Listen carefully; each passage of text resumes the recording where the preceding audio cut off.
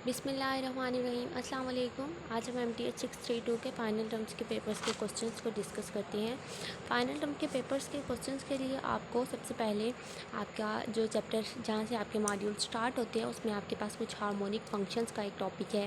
Then आपके पास harmonic conjugate का topic है। हार्मोनिक फंक्शन और हार्मोनिक कॉन्जुगेट से रिलेटेड आपके पास जितनी भी एग्जाम्पल्स हैं पास्ट पेपर से आपको मिल रही हैं या आपके जो है वो LMS से आपको मिल रही हैं, आपने वो ज़रूर तैयार करनी है। और उसके बाद आपके पास जो है वो कॉन्टोर इंटीग्रल से रिलेटेड 3 और 4 क्वेश्चन जो हैं वो पेपर में आ रहे हैं।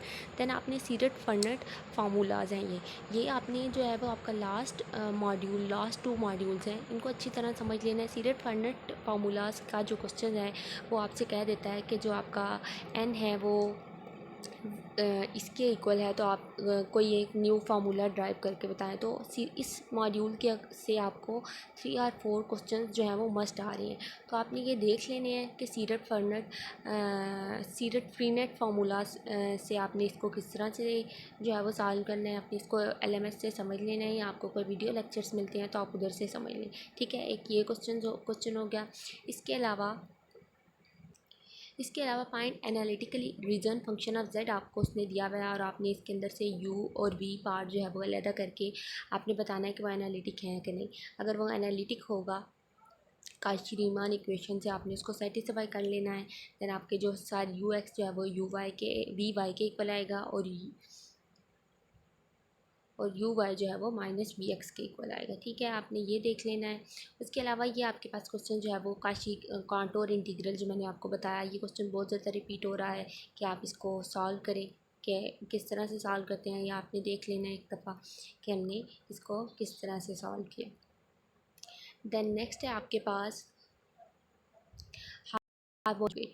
आपने हार्मोनिक कॉन्जुगेट किस तरह से लेना है, उसने आपको एक फंक्शन दिया हुआ होगा और आपने उसका हार्मोनिक कॉन्जुगेट चेक करना है। सबसे पहले आपने चेक करना है it is straightforward to show u(x)(x) and u(y)(y)। सबसे पहले उसने आपको जो u फंक्शन दिया हुआ है आपने उसको पे काशी रीमान इक्वेशन लगानी है। काशी रीमान इक्वेशन के बाद आपके पास एक v वैल्यू आ जाएगी और हार्मोनिक कॉन्जुगेट सॉल्व हो जाएगा।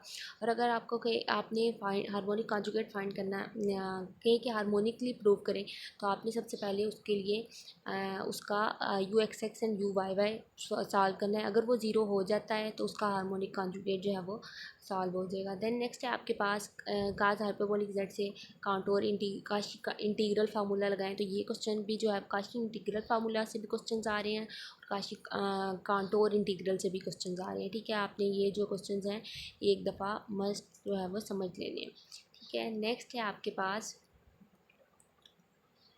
ये आर्क लेंथ जो है, ये आपके पास एक MCQs आ रहा है कि अगर आपके पास ये वैल्यू है और उसकी आप आर्क लेंथ किस तरह से लिखेंगे। तो आर्क लेंथ का बेसिकली आप फार्मूला देख लें। अगर आप क्वेश्चन बहुत इजी है, आपने सिंपल स्क्वायर लेना है, उसका डेरिवेटिव लेना है, जो भी फंक्शन है उसका स्क्वायर लेना है और आपके पास जो उसका आंसर आएगा उसका आपने इंटीग्रल अप्लाई करना है और आपके पास उसका आंसर आ जाएगा, ठीक है। देन नेक्स्ट है आपके पास ये क्वेश्चन रिपीट हो रहा है हार्मोनिक के केस में। Function of z is e⁻z। अपने इसको प्रूव करना है, एनालिटिक प्रूव करना है। इसको अगर आपकी दोनों वैल्यूज़ इक्वल आ जाएंगी तो वो एनालिटिक होगा।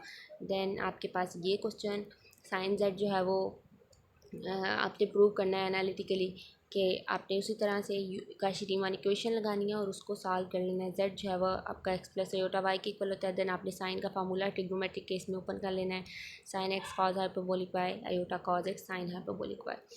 ये आपका MCQs आ रहा है। Function of z is equal to conjugate of z show that the function, कि आपने बताना है कि ये फंक्शन है और वो कहेगा कि कहाँ पे ये क्या ये एनालिटिक होता है। उसने आपको डिफरेंट ऑप्शन दिए होंगे, एनालिटिक होता है, नहीं एनालिटिक होता है। फिर उसने लिखा होगा नो वेयर एनालिटिक, तो आपने नो वेयर पे जो है वो क्लिक ऑप्शन पे लगाना है। Function of z nowhere differentiable होता है, ठीक है। ये आपके पास MCQs आ रहा है। देन नेक्स्ट ये आपके पास एक शॉर्ट क्वेश्चन आ रहा है 2 और 3 मार्क्स का आई थिंक। देन आपने इसको सॉल्व कर लेना है, इसके ऊपर डेरिवेटिव अप्लाई करना है सिंपल, और आपके पास जो आंसर है वो ये है।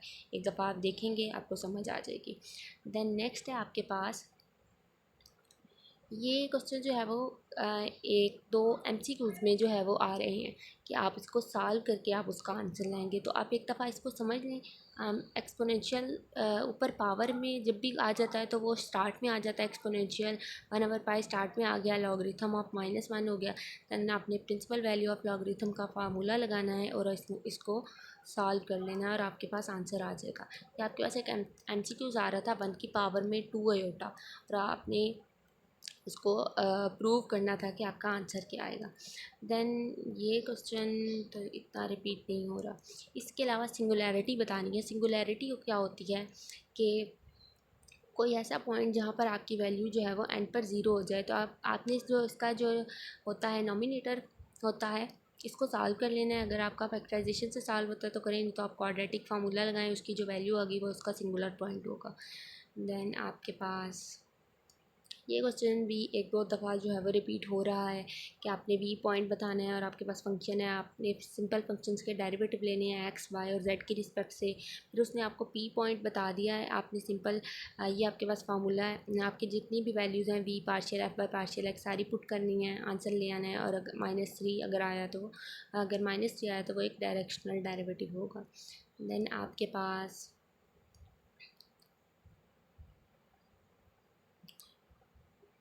ये सिंपल आप इजीली अगर आप अच्छी तरह पिछले बीएस में या बीएस से पहले सेमेस्टर्स के में पढ़ के रहे हैं तो सिंपल कॉन्जुगेट लेना और सॉल्व कर लेना, एमसीक्यूज़ आ सकता है ये।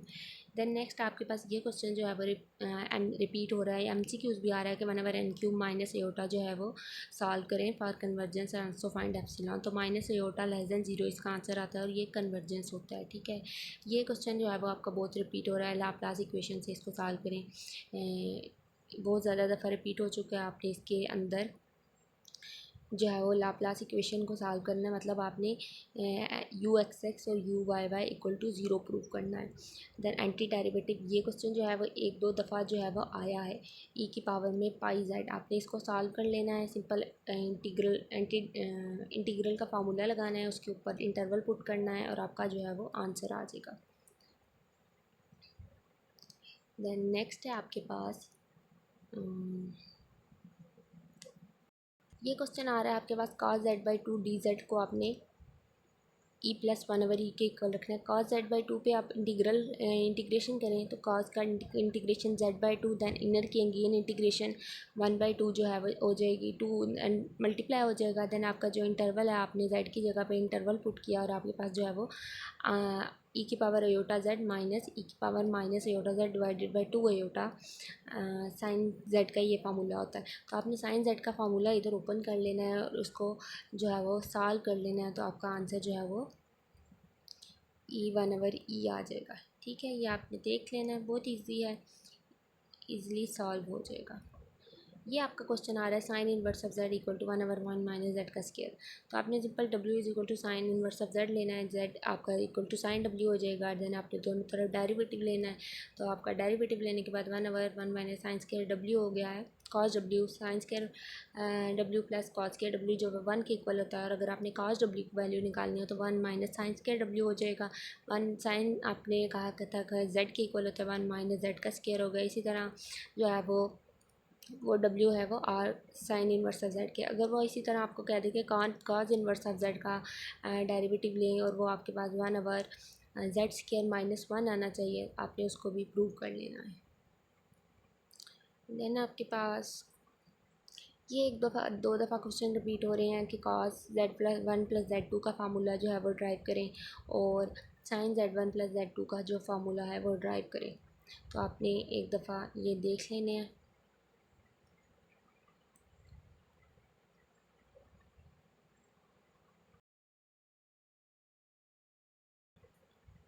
ये आ रहा है कि cos z equal to minus sine z का डेरिवेटिव लें, क्योंकि हर एक स्टूडेंट का जो है वो पेपर डिफरेंट होता है। तो कोई क्वेश्चन ऐसा नहीं है कि अगर आप कोई को छोड़ देंगे या आप कहते हैं कि चलें चॉइस के लिए, तो ऐसे नहीं हो सकता, आपको हर एक चीज़ देखनी पड़ेगी।